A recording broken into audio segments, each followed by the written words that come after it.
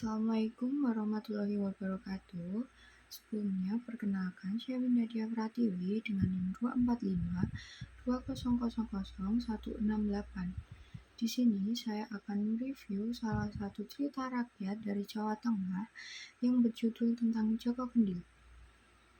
Joko Kendil adalah cerita rakyat Jawa Tengah tentang seorang pemuda bertubuh pendek dan bulat seperti kendil atau priuk dari tanah liat yang ingin menikahi putri dari seorang raja yang cantik.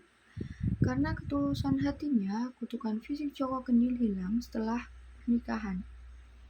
Mengungkap wujud aslinya yang tampan, mengajarkan bahwa kecantikan batin lebih utama daripada penampilan fisik. Untuk selanjutnya, ringkasan dari ceritanya, Joko Kendil adalah anak dari seorang janda miskin atau sering disebut Mbok Rondo. Disebut Joko Kendil karena fisiknya yang unik. Mirip periuk, namun ia anak yang baik, rajin, dan sabar. Suatu hari, Joko Kendil meminta ibunya untuk melamarkan salah satu putri dari seorang raja. Meskipun ragu karena kondisi dari mereka, Mbok Rondo menuruti keinginan anaknya. Raja yang memiliki 3 seorang putri, 2 putri sulung menolak Joko Kendil. Namun, putri melati atau putri bungsunya yang bersedia menerimanya dengan tulus meskipun ditertawakan oleh kakak-kakaknya. Setelah pernikahan, sebuah keajaiban tiba-tiba datang. Seorang ksatria tampan muncul, membuat semua orang terpana. Satria itu adalah wujud asli dari seorang Joko Kendil. Ternyata kutukan atau wujud priuk tiba-tiba hilang. Karena kasih sayang tulus kepada putri melati, akhirnya Joko Kendil dan putri melati pun bisa hidup bahagia bersama untuk selamanya.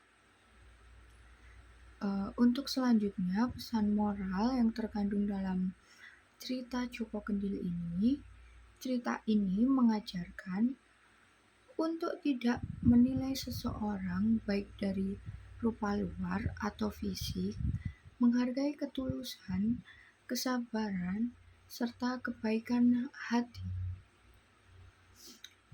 Untuk strategi membacanya, membaca seksama atau intensif, membaca cerita dari awal hingga akhir dengan kefokusan yang penuh untuk menangkap alur cerita dengan baik, mulai dari watak, tokoh, maupun latar.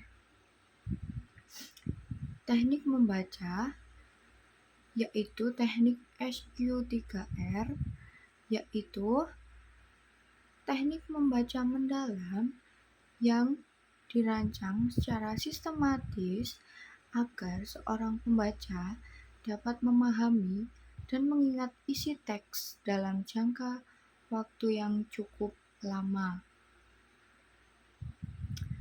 Untuk selanjutnya, alasan menggunakan teknik SQ3R adalah karena metode ini memungkinkan untuk si pembaca memahami dari sebuah alur, pesan, moral secara mendalam melalui tahapan yang struktur.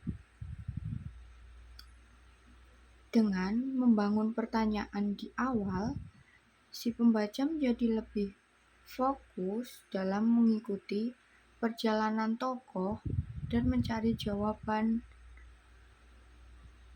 atas konflik yang terjadi di dalam cerita tersebut. Sekian review cerita dari saya. Semoga bermanfaat. Kurang lebihnya saya mohon maaf. Billahi taufiq wal hidayah. Wassalamualaikum warahmatullahi wabarakatuh.